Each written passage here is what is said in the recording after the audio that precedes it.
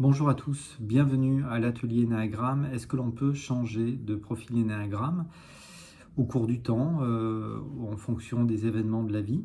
La réponse, bien évidemment, est non. Si vous connaissez l'Énéagramme, vous le savez. Néanmoins, on va pouvoir quand même mettre en avant pas mal justement d'éléments concernant ce profil. Alors, la première chose qui me vient à l'esprit, c'est bien les ailes, tout simplement. Les ailes, vous savez, c'est les personnalités qui entourent les personnalités dont on parle. C'est fascinant, mais comme l'énéagramme est une figure cosmologique, vous pouvez présenter avec grande justesse. Et à quelque part, ça met un éclairage un peu différent, chaque profil à travers les ailes. Alors, dans la culture, dans la littérature, pardon, de l'énéagramme, vous avez cette notion comme quoi nous avons un profil et un seul profil, ça c'est juste, et nous avons une aile. Voilà, c'est-à-dire que cette aile colore notre existence, et puis parfois, pas chez tout le monde, vers la quarantaine, voilà ce qui est proposé, la deuxième aile parfois se développe. Alors je ne sais pas si les temps sont changeants, mais ce n'est pas du tout ce que j'ai constaté au cabinet. Effectivement, l'aile va colorer notre existence. Mais je pense, en ce qui me concerne, que nous avons tous les deux ailes en nous. Oui, elles sont plus ou moins développées, mais elles sont déjà là dès le plus jeune âge. On va prendre, pour que ça soit concret, l'exemple de Pierre. On va le poser de profil 4, mais finalement, il pourrait être d'un autre flux. Et on va regarder qu'est-ce qu'il risque de se passer. Parce que certains d'entre nous, on est changeants. Et c'est vrai qu'on va vivre des choses différentes à l'enfance, à l'adolescence, à l'âge adulte. Il y a l'idée d'involution aussi avec l'énéagramme, d'évolution également. Donc il y a pas mal d'éléments qui peuvent nous donner l'impression qu'on a changé de profil. Donc je ne représente pas l'énéagramme, mais j'aime bien simplement dire qu'on n'est pas un numéro, parce que si vous ne connaissez pas l'énéagramme, vous vous dites mais de quoi parle-t-il quoi? On n'est pas un numéro. Non, c'est la découverte entre autres, et c'est fascinant, dont le mental filtre l'expérience.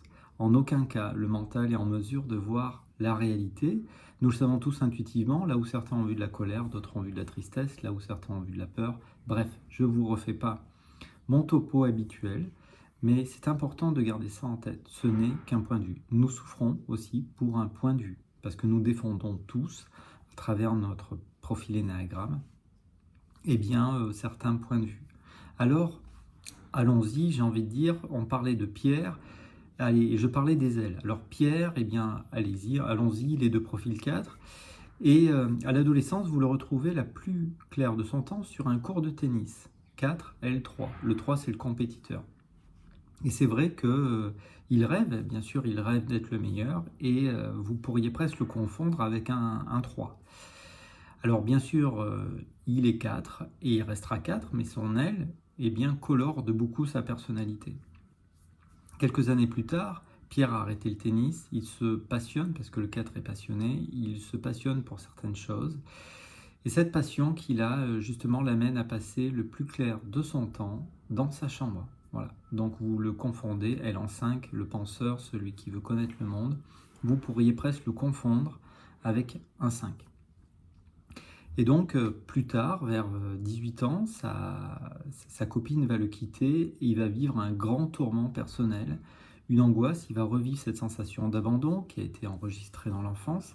Et là, il va prendre les défauts du 2, il va être de plus en plus dépendant de l'autre, il va avoir besoin d'être reconnu par son entourage comme étant différent, inapte, il va se couper de plus en plus du réel, il va s'éloigner de la vie terre à terre, vous pourriez presque le confondre avec un 2. Un 2 qui essaye tout simplement d'attirer l'attention, un 2 qui irait mal. Plus tard, il va s'être libéré de tout ça, il va avoir posé les pieds sur terre et vous allez le retrouver sur son chemin évolutif. Il va être dans la rencontre sensorielle, la rencontre émotionnelle, il va se libérer, il va se passionner pour la méditation, de l'hypnose, il va énormément travailler sur lui. Vous le retrouvez à 40 ans, si ça se trouve, il est thérapeute ou bref. Vous ne pouvez plus à ce moment-là le valider de profil 4.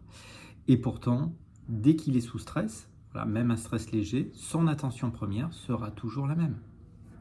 C'est-à-dire il va avoir une tendance à regarder ce qu'il manque.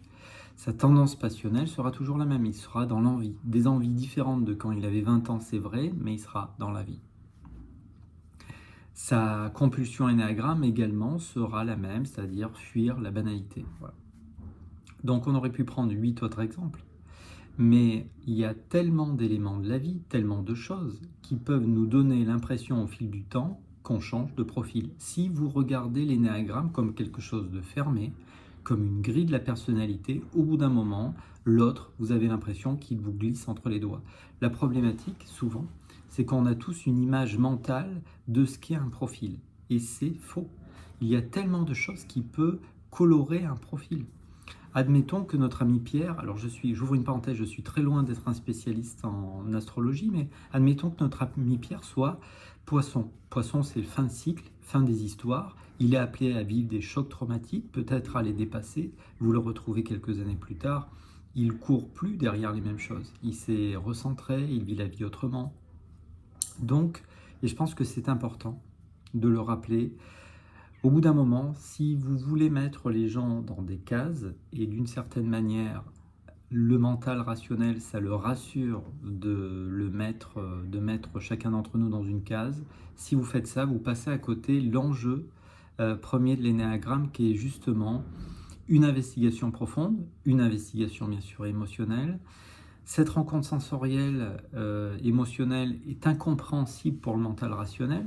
Donc c'est une invitation à être, l'énéagramme, toujours un peu plus présent ici, ramener l'attention ici, quelle que soit la manière dont vous vous y prenez. Que ce soit avec je parlais de l'hypnose, de la relaxation, du yoga, du tai chi. Regardez toutes ces approches, à quel point elles ont un point en commun, elles vous ramènent ici. Voilà, je le dis toujours, mais c'est ici que ça se passe, c'est ici que vous pouvez transcender vos blessures, dépasser littéralement ce qui ne va pas. Dans cette rencontre sensorielle. Effectivement, il y a ce qu'on appelle aujourd'hui l'intelligence émotionnelle. Et plus vous êtes dans plus vous ramenez l'attention ici, et plus, d'une certaine manière, vous faites voler en éclats votre personnalité énéagramme. Je le disais tout à l'heure, un choc émotionnel lourd fait à quelque part voler en éclats vos projections concernant le futur, l'histoire que vous racontiez. Parfois, c'est l'entourage aussi qui vole en éclats. Donc, un choc émotionnel lourd, c'est une invitation, encore une fois, à dépasser complètement le profil énéagramme. Parce que, souvent, le profil énéagramme nous fait souffrir. Notre attention première nous fait souffrir. Notre compulsion met en avant à quel point nous sommes incapables de vivre dans le présent. Notre tendance passionnelle montre aussi à quel point nous sommes peu en contact avec nos envies profondes, avec nous-mêmes. Donc c'est important, voilà, de rappeler que vous ne pouvez pas mettre l'humain en boîte, et si on ne change pas de profil, la vie est un parcours tout simplement, et voilà, ici s'arrête ce petit partage qui était peut-être destiné plus aujourd'hui peut-être à des débutants. Alors s'il y a des notions qui ont été employées que vous ne saisissez pas, cet atelier déjà est conçu pour tous. Débutants plus avancés, je sais que certains thérapeutes me suivent aussi, je les salue. Et donc il n'y a pas de, on va dire, cet atelier est vraiment pour tous. Et s'il y a des notions qui vous ont échappé, eh bien vous trouverez dans les playlists de quoi composer, compléter le puzzle. Voilà. Donc ici s'arrête cette petite vidéo, un petit pouce peut-être, voilà, vous abonner. Voilà. Au revoir.